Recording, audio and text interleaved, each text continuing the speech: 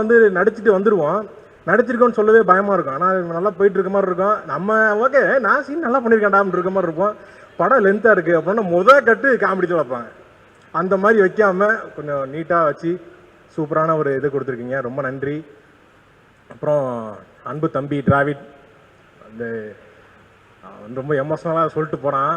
எங்களுக்கு தான் ரொம்ப எமோஷ்னலாக இருக்குது, எனக்கும் கோபிக்குமே.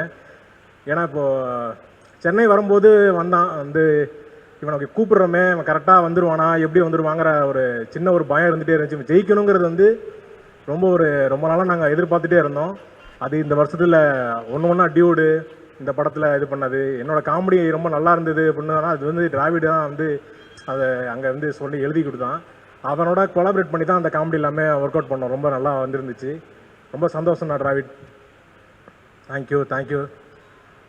அப்புறம் வந்து வேற என்ன,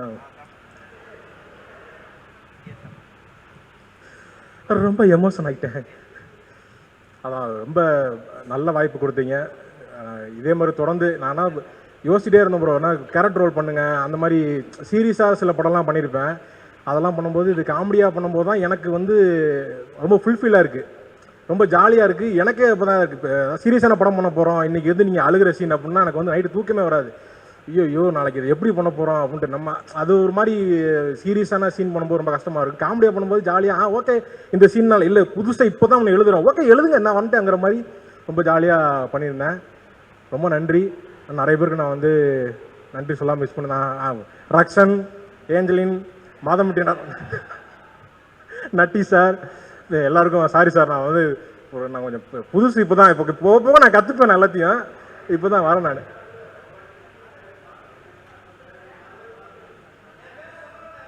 யார்? ஆமாம் அவன் நீங்கள் டிராவிட் பேரை சொல்லலைன்னு டிராவிட் ஃபீல் பண்ணிக்கிட்டு இருந்தான். அவன் கட்டுரையில் எழுதி வச்சிருந்தான், அவன் மிஸ் பண்ணிட்டான். சுந்தரி இழப்பதோ வழக்கு, சூரியன் இருப்பதோ கிழக்குன்னு இதெல்லாம் வேண்டாம் எழுதிட்டு இருக்கேங்கிற மாதிரி இருந்துச்சு. ஆனால் வந்து நீட்டாக ஃபர்ஸ்ட்டு போயிட்டீங்க. ஏதாவது ரமணகிரி சார், சின்னிசேன் சார், சாரி சார் வந்து சின்னிசாரி சார் கூட எனக்கு வந்து ரொம்ப வருஷமாக இருக்குது. அவங்க வந்து சொன்னார் நீங்கள் வந்து காமெடியில் நல்லா பண்ணிகிட்டு இருக்கீங்க, நீங்கள் இப்போ சினிமாவுக்கு போனால் உங்களை அப்படியே தூக்கிடுவாங்க அப்படின்னாரு.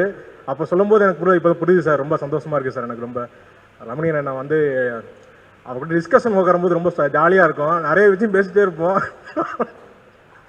ஒரு நாள் தான் டிஸ்கஷனே வந்தேன். அதுக்கப்புறம் வந்து டிஸ்கஷனே இப்படி தான் இருக்குமாங்கிற மாதிரி ரொம்ப ஜாலியாக இருந்தது.